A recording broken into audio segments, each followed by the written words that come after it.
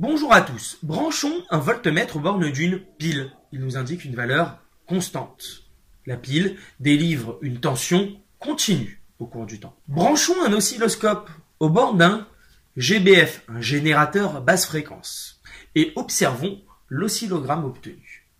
Nous remarquons que la tension varie au cours du temps. Le GBF est un générateur de tension alternative. La tension ne garde plus la même valeur, elle varie au cours du temps. Regardons d'un petit peu plus près l'évolution de la tension en fonction du temps. Nous remarquons qu'un motif élémentaire se répète au cours du temps.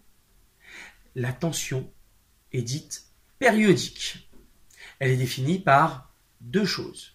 La période, T, c'est le temps qu'elle prend pour se renouveler identique à elle-même, et Umax, c'est la valeur maximale de la tension. La fréquence F est définie par F égale 1 sur T, avec F la fréquence en Hertz et T la période en secondes.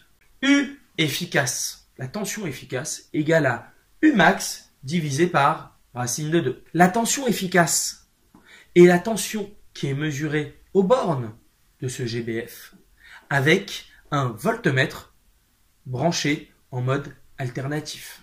La tension aux bornes d'un GBF est variable au cours du temps, alternativement positive et négative, sinusoïdale et caractérisée par sa période T ou sa fréquence, ainsi que sa tension maximale. Regardons une tension.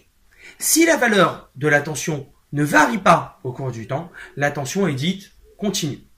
Si la valeur varie au cours du temps, la tension est dite variable. Pour une tension variable, nous allons regarder si la tension a un motif élémentaire qui se répète au cours du temps.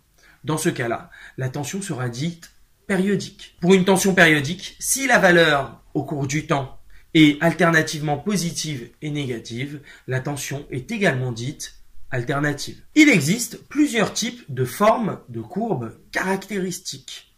La triangulaire, la carrée et la sinusoïdale. Si vous avez aimé cette vidéo, n'hésitez pas à la partager et à laisser un pouce bleu.